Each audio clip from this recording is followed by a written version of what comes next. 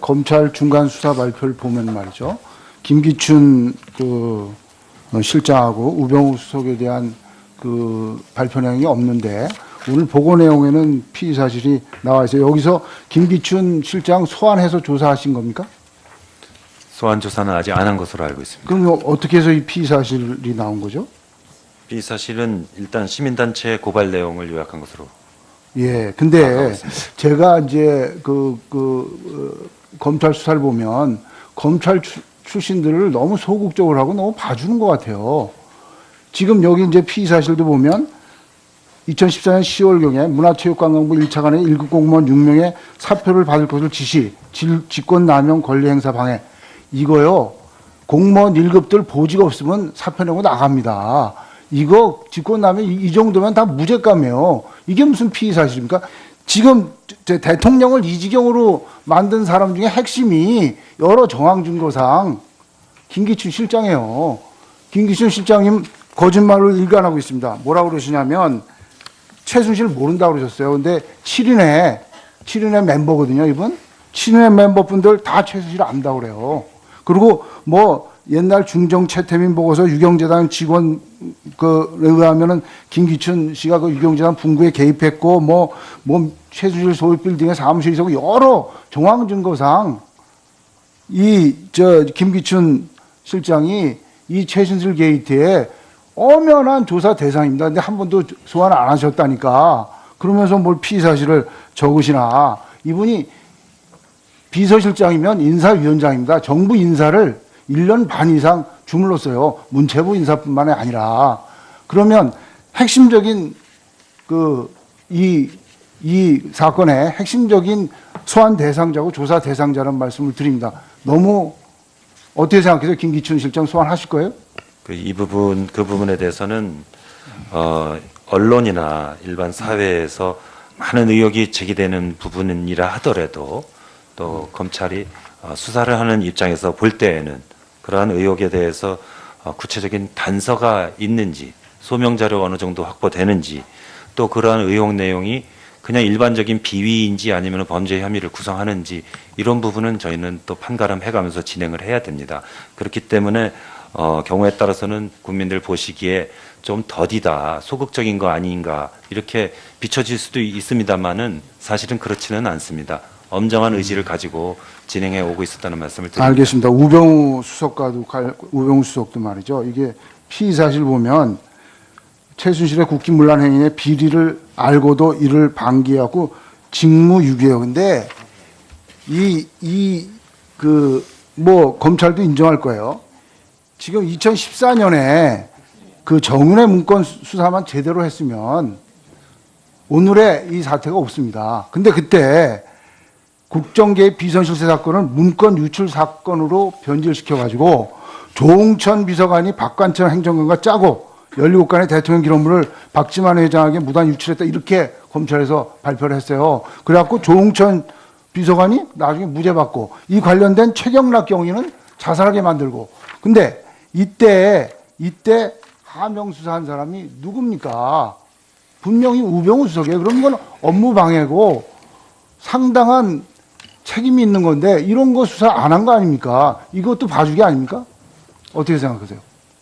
그렇지는 않고 제가 보고 받기로는 아까도 좀 말씀드렸던 것 같은데 당시 명예훼손 혐의로 고소가 되어서 통상 명예훼손으로 혐의가 고소가 되면 발언을 했거나 문건을 배포했거나 이런 사람에게 그 내용에 대해서 어떤 근거로 했는지를 물어보고 봐서 그 사람이 어떠한 신뢰할 만한 출처나 근거를 제시하느냐에 따라서 결론이 좌우되는 경우가 많습니다. 그러니까 그때 정윤회 씨가 명예훼손으로 걸어놓은 모양인데요.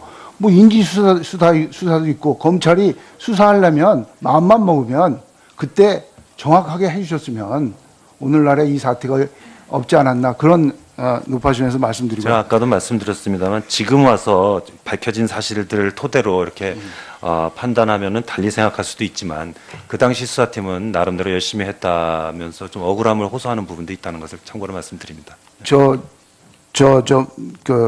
문체부 장관님한테 말씀드리겠습니다. 제가 이게 국가 예산이 400조예요. 1분만 문화행성 예산 1,000억 원 더 쓰겠다고 해서 대통령이 이렇게 배정하면 얼마든지 가능합니다. 근데 왜 그걸 안 썼느냐 하면 국가 예산은 감사받아야 돼요. 또 집행에 제약이 많아요. 마음대로 쓸 수 없어요. 그러니까 쉽게 재벌기업에 774억을 받아서 마음대로 쓴 겁니다. 이건 진짜 있을 수는 없는 일이에요. 어떻게 생각하세요? 아까도 말씀드렸다시피 사실은 예전 정부에서도 여러 이런 이 출연이 있었고 사실은 목적 사업을 목적 범위 내에서 그 목적을 완수할 수 있는 능력과 경험이 있는 사람들이 운용을 했었다면 원래 취지대로 재단이 운용됐었을 가능성도 있었다고 생각합니다. 근데 장관님 시간이 없어서 한 가지만 아까 황영철 의원 얘기하셨는데요. 이것 때문에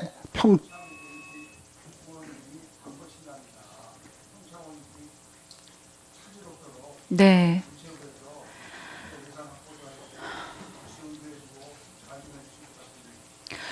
예, 이 평창 올림픽, 패럴림픽을 위해서 후원하시는 공공기관이나 기업들이 이런 두 재단과 관련된 의혹과는 전혀 그런 의혹을 다 씻고 이 국민적인 어떤 응원과 후원 속에서 참여하실 수 있도록 저도 각 부처와 협조해서 최선을 다하도록 하겠습니다. 예, 정유섭 의원님 수고하셨습니다. 다음은 더불어민주당 서울 구로을 박영선 의원님 질의하시겠습니다. 예, 제가 질의하기 전에 제가 좀 불편해서 그러는데요. 유상현 대체투자실장, 신승엽 리스크관리팀장, 그리고 최준규 리서치 팀장 계시죠? 네, 그 세 분 앞으로 좀 나와주셨으면 좋겠어요. 제가 여기선 잘 안 보여요.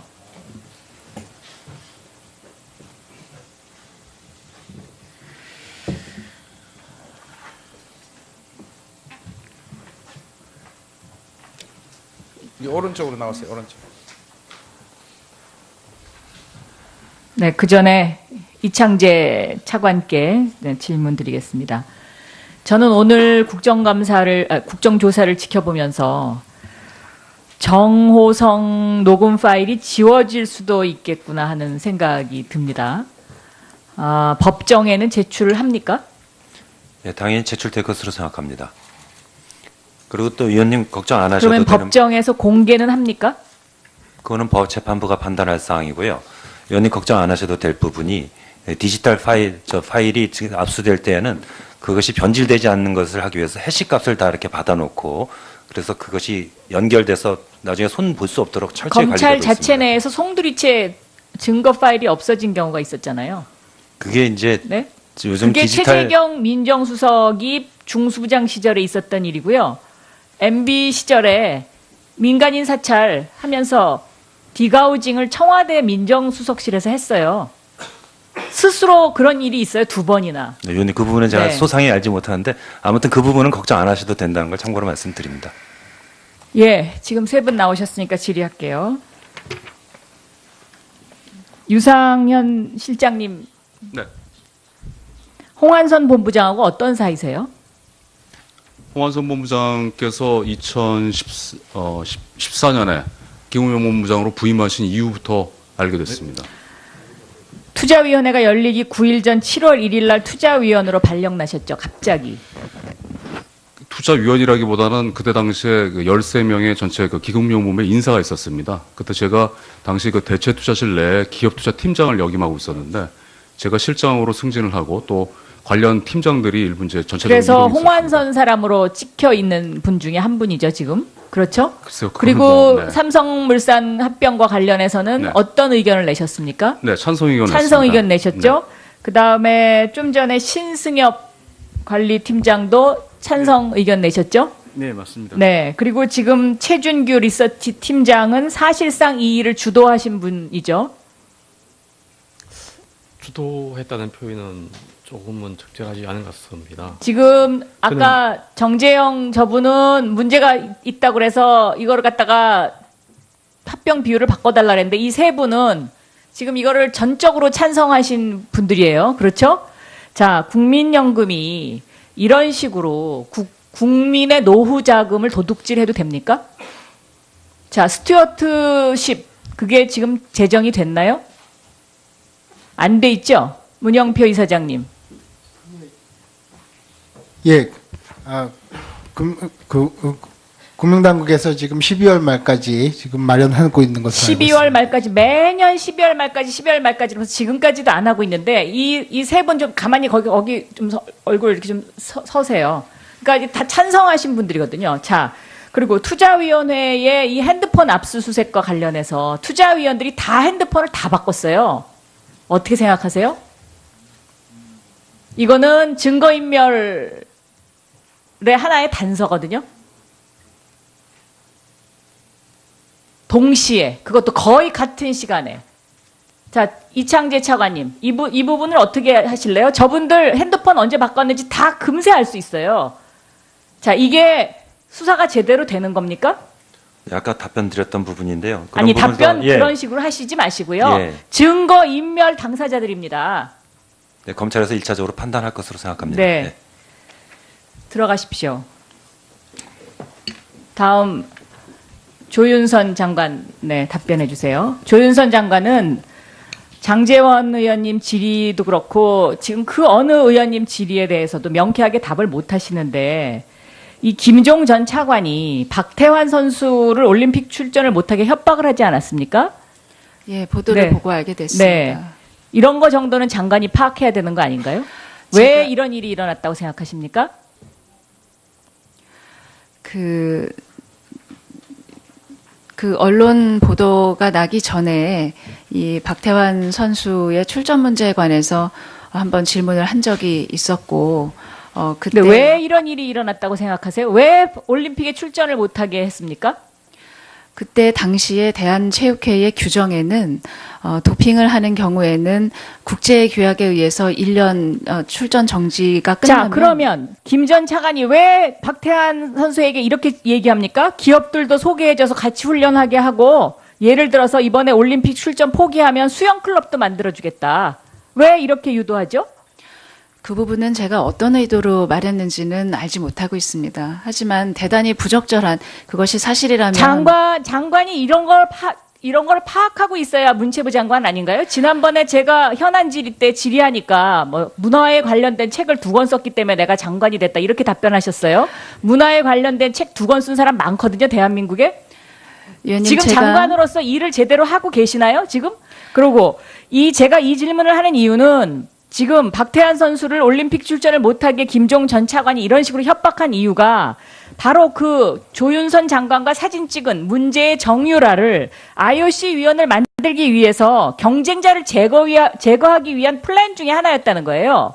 그래서 우리 대한민국에서 IOC 위원이 될 수 있는 명망 있는 체육 선수들을 하나씩 제거시키기 위한 플랜이 가동되고 있었다는 거죠. 그리고 지금 이거와 관련된 보도가 이제 곧 언론 보도를 통해서 나갈 거로 제가 알고 있는데 지금 현재 장관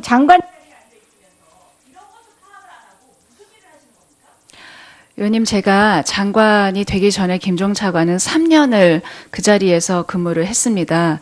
제가 장관이 돼서 국정감사부터 시작해서 그동안 지속적으로 이제 언론에서 문제가 제기가 되고 지금은 이제 검찰 수사까지 이르면서 그 문체부로서는 감당하기 어려울 정도의 광범위한 문제 제기가 있어 왔고 지금 제기되어 있는 문제들이 제기가 될 때마다 최대한 내부적으로 점검하고 있습니다. 의원님 말씀대로 제가 김종 차관이 재직하면서 어떤 일을 했었는지 100% 아직까지 파악하고 있지 못한 점에 대해서는 대단히 죄송하게 생각합니다만 의혹이 제기되고 문제점이 제기되는 대로 저희가 점검하고 문제가 있었던 점은 바로 잡고 재발하지 않도록 노력을 하겠습니다. 예, 박영선 의원 수고했습니다. 1분 더 줬다. 더 준 거예요. 그래. 다 따르면 다 무너진다. 네, 자, 그냥 하세요. 1분을 줬으니까 그냥 하세요.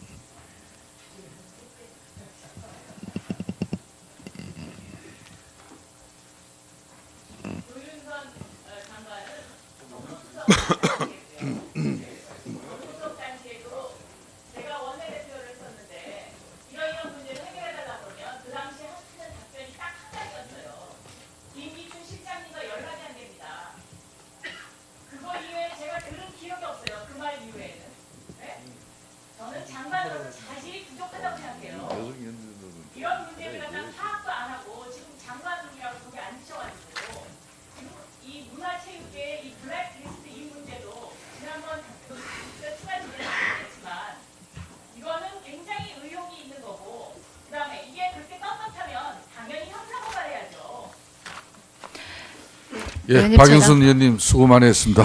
예. 또 다음 보충 질의에서 또 이어가 주시면 감사하겠습니다.